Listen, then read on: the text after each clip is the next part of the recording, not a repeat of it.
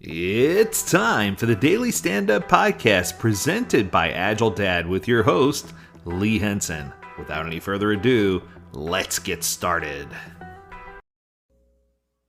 My dear friend Mike Cohn sent yet another email, so I thought I'd share this email with you and elaborate on it a little bit because I love the topic. So the topic of the email or the subject says, avoid overloading your sprints, something I definitely believe in. He goes on to say, someone asked me the other day, is there a maximum size for a sprint backlog item? The simplest answer is yes. A team should not bring in any item that is more than half of its average velocity into a single iteration. So I'll say that again. The team should never bring in any single item that's more than half of its average velocity. Now, I take that one step further. I always say I don't want anything above an 8, and I'm very careful about monitoring what goes in a sprint. In fact, I'm very much against having things carry over. So, as an example, he goes on to say, if a team's average velocity is 30 and the team estimates using a Fibonacci series, the maximum size sprint backlog item would be a 13. In general, I'd like items much smaller than that, but half the average velocity is the absolute max. Okay. So I see where he's going here, and I wholeheartedly agree. You want to keep things small. You want to keep things concise.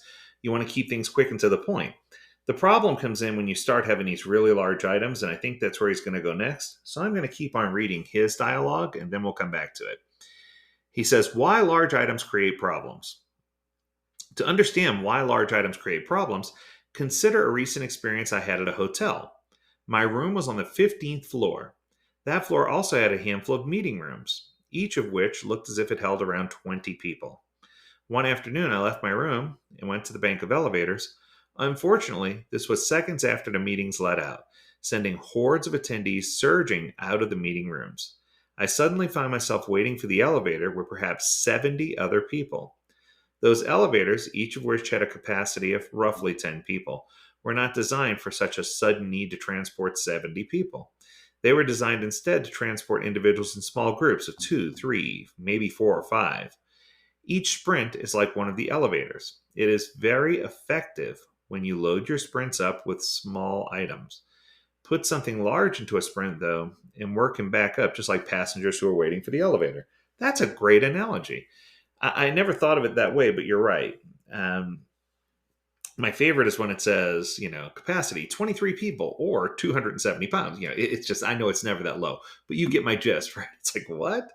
It's like, the weight is nowhere near the number of people. That's my other favorite. And that's a good analogy for people using time-based estimates versus size-based estimates. The time-based estimates are always kind of loopy, right? So we have to live with one fact, though. And I think, Mike, you hit this on the head. There are times when a large item just is simply not avoidable. But what if a team needs to bring in something bigger to a certain sprint? My first recommendation is still attempt to split the item into smaller pieces. There are so many easy ways out there to split stories. There's so many things you can do. You want to avoid the part 1, part 2 bit.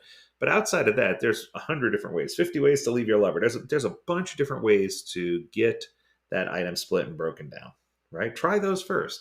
If you still can't split it, go ahead and bring the large item into the sprint, but balance its largeness by bringing in either some much smaller items or no additional items at all. Doing so will smooth the flow of work from one skill to another, and it'll keep everybody on track or on task when they're starting to mob or swarm. So keeping things smaller will smooth the flow of work through the iteration and will help you be successful with your Agile implementation.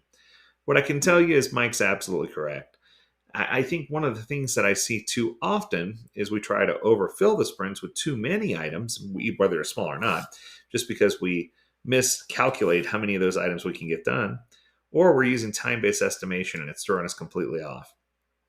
So my advice is stay away from time-based estimation. Keep things as small as possible. And if you want to set a stretch goal, that's fine, but make it the first item in the next sprint. Don't get caught in a trap of trying to pull it into the current sprint. Because if you do, the likelihood of not finishing it is very high, and then you're going to be in worse trouble than you were before. That's going to do it for this episode. I hope you enjoyed it, and thanks again, Mike, for the wonderful email. If you have a question, concern, comment, or feedback, please feel free to reach out to us. Learn more at agiledad.com. We would love to hear from you. As always, we encourage you to stay healthy, stay well, and stay agile, my friends. Until next time, do take care.